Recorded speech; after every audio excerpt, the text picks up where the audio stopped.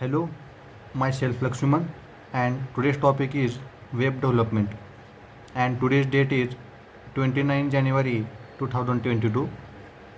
Now, to develop the web application, there is two way to develop the web application. First one with the help of Java, and number one with the help of the Python.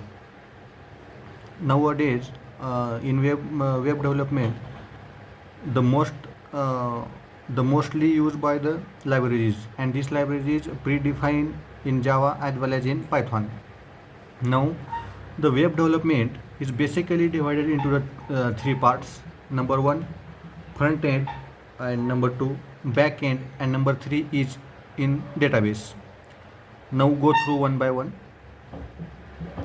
Firstly, front end. The front end means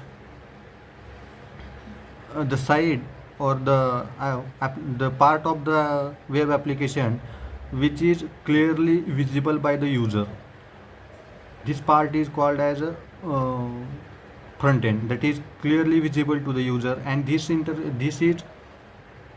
visible with the help of the browser by hitting the URL.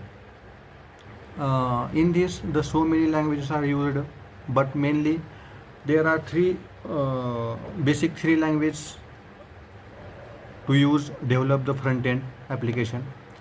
The first one is HTML, that is hypertext markup language. This is the HTML is used to structure our web application. That's why we use the HTML language. In this, the so many tags are used to develop the application, that is heading tag, form tag, button, and so many tags are used in hypertext markup language, that is HTML. In second things, CSS. CSS stand for Cascade Style Sheet. This CSS is used to give the style to the front end. That is, the firstly we give the structure with the help of the HTML, but this structure is designed with the help of the CSS and Bootstrap. CSS plus Bootstrap. Bootstrap is used to make a front end as a responsive. Responsive is, it means the size of the mobile and size of the laptop is different. The side which is open in a laptop, this is a full screen, but open in a mobile, that is a small scale. This is scale to manage this scale with the help of the Bootstrap. And secondly, we use the JavaScript, or we use the Java in front end also. The back end language basically used in Java, or to communicate with the server to the backend, or database to the server.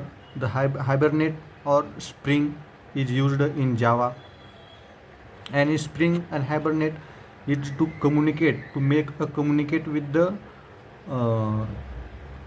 front end to the back end to the front end, and front end to the database.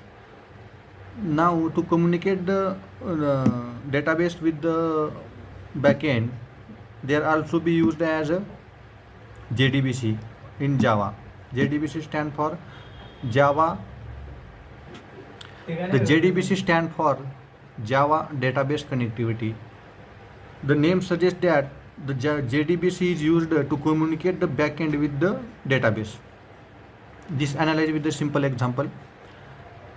Suppose in a Facebook or any WhatsApp or Instagram, we firstly log in or create an account. It means firstly we use the username and password, and this username and password is stored into the database.